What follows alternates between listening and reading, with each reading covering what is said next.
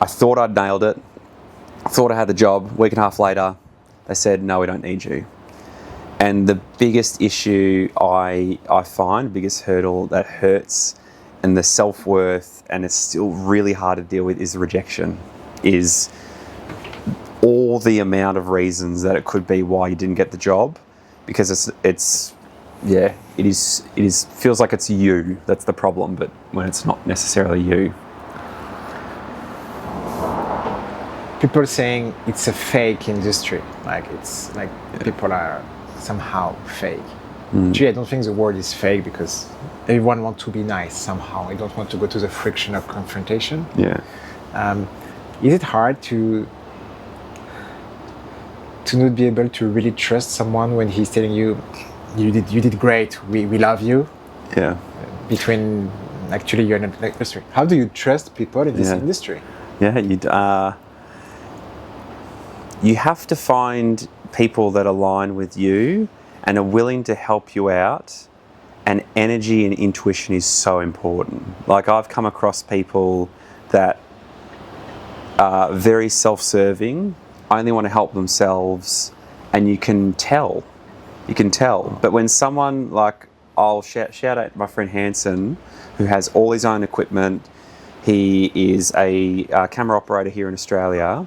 He filmed my show reel for me recently, completely for free. Wow. We've worked on heaps of short films together, and his talent and his ability and his personality, you just know he's someone that you can trust. Like, he is someone that if I ever blew up and became massive and got a big following, I would go back to him. Which you are going to be. Yeah, thank you. Likewise, Blaise, 100%. Sure, Thank you.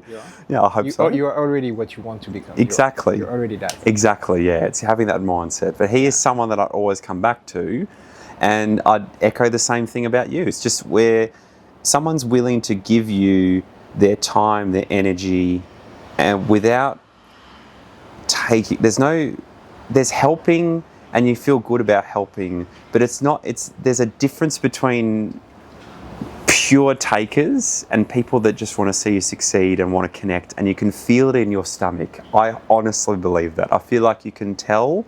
It's just whether you want to follow that or not. Sometimes giving bring you much more than the thing you may have given. I believe in that 1,000%. Yeah. I do believe that whatever you may give or help others with, it's gonna come back to you 1,000 times, 1,000 times more. Cool. What's the plan? Like, where people can find you? What are you doing now? Thank you. Yesterday I've seen you on Twitch. What happened on Twitch yesterday? Yeah, that's so funny. I stream on Twitch every Wednesday night, trying to do a lot more, but I open Where Pokémon. people can find you on Twitch, by the way? We're going to write it down the description. I will write where we can find him, but can you just spell it like now? Yeah. So I'm Rafferty Dall, actually, on all socials. So it's RAFFERTYDALL for Twitch and YouTube, and then my socials are rafferty.dall. And you can find me just typing that in, usually come up pretty quickly. But yeah, I stream Pokemon cards. I'm a big Pokemon card collector, so I really, really enjoy that. Finally found a space where I can actually monetize. Those collectible trend, it's going to be massive. It's going to be massive. It's going to be massive. I couldn't believe what you were saying off the podcast about blockchain, and I didn't know that was even happening with collectibles. I heard Gary Vee on Bloomberg. By the way, I did a content where I talk about Bloomberg. I'm not working for Bloomberg. I don't have any shares with them, nothing. This channel is giving you an edge, an asset about what's going to happen tomorrow. Yeah. They have everybody in all the industry. And I saw Gary Vee in Bloomberg, and I was like, all right, if they got even Gary Vee on Bloomberg, stop watching the news, just watch Bloomberg. You will learn much more. 1 hour Bloomberg in the morning, 1 hour Bloomberg in the evening. And it's a for free channel. You can get it in satellites, whatever. It's free. Is Bloomberg a channel? What is Bloomberg? Bloomberg, it's a financial / economic channel. Okay. So they just talk about the stock exchange and business, things like that. Okay. And they bring people that are in those industries: oil industries, solar industries, finance industries, collectible industry, Gary Vee. Yeah. Everything that has value. Bloomberg talk about it, or everything that is going to have an impact on your economical life somehow. Yeah. Bloomberg talk about that. Okay, I'll have to check it out. And yeah, so Bloomberg for me is a very, very good channel. So yeah, no, I think you're. I should start, but I don't know where to start with, because I went recently to a place where you could buy some Pokémon and Dragon Ball Z. Yeah. I didn't know what to buy. Yeah. Because the guy is like, I say, this one is 25 euros. And there were like 200 cards for 25 euros. It's pretty cheap. And the guy said, nah, don't buy them. They don't worth anything. Yeah. I didn't know, but they seem to be pretty old. So how do you like? It's at the end of the day, it's what you really enjoy. But if you want to go full into the finances of it, I think the most financial viable aspect to collecting is sealed product. So over time, instead of buying the cards themselves, it's buying the graded slabs where they've been given a value and increased in value, or it's the sealed packs, because no one knows what's in the packs. So you could have cards that are worth nothing. Wait.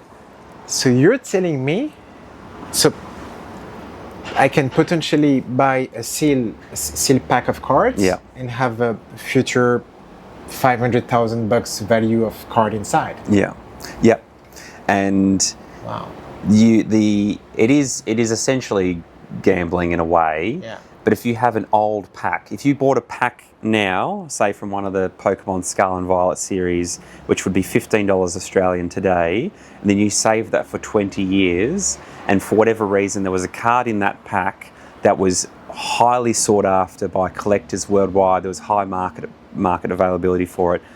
I mean, there's cards that are doing that now from the 90s that are worth $10,000 to hundreds of thousands of dollars. One single card. And the packs are worth so much because there's a potential of that card being in that pack. Wow. But the sealed product, because you don't know what you're getting, it's like that random present. It's psychologically, it's not the healthiest thing. But if now, tomorrow, I'm handling you a box of like 50 sealed little pack, would you open them and have a look at what is inside? Yep. You're not meant to. People get stuff here. Like I've got all these packs. I don't think I've got any sealed product. Like I was thinking about it. I've got a booster box thing. Can you show us I'll show you. I'll show you. I got one. Hold on. I got this thing. It's insane. I had Pokemon cards when I was like 6, 5, 9. Still, these things are around. Wow. So that's Phantasmal Flames. So what I do is that's a sealed product. Can I show you this with the camera? And that's one of the newer series, and you can open that, and then it does lose its value. But say, for instance, there's a card in there. I'm not sure what the conversion rate is, but there's a card that I've pulled from that set that's very hard to pull. And when I opened it, it was $670 Australian.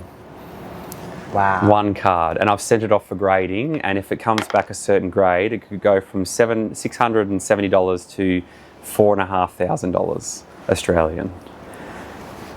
So there's a whole heap of luck involved, but it's fascinating.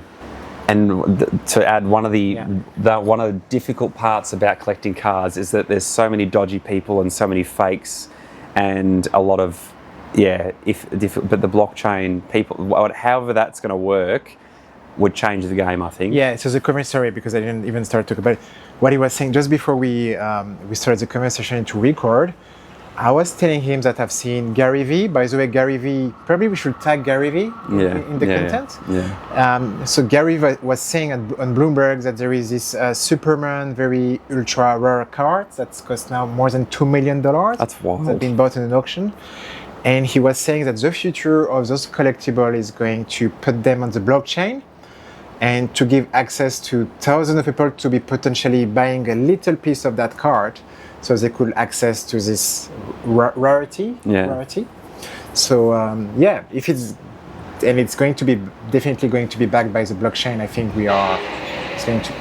you guys better start now. Yeah. I should start now. I haven't started yet. Yeah. Wow. That's a lot. That's cool. So people can follow you on Twitch. Yes, Twitch, Instagram. Yeah, all the socials. The main ones are TikTok, YouTube, Instagram, and Twitch. They're the main ones. All right, super. Thank you, Raf, for your time. Thank you for your kindness. Thank you for your vibe. It was Blaise Latitude from Melbourne. I had a very good time with Raf. I see you soon with another content, probably in the North Hemisphere, probably still in the South Hemisphere. Yeah. And we see you soon, guys. Bye-bye. Ciao. Thanks, guys. Thank you. Sweet. Thanks so much, man. Thanks.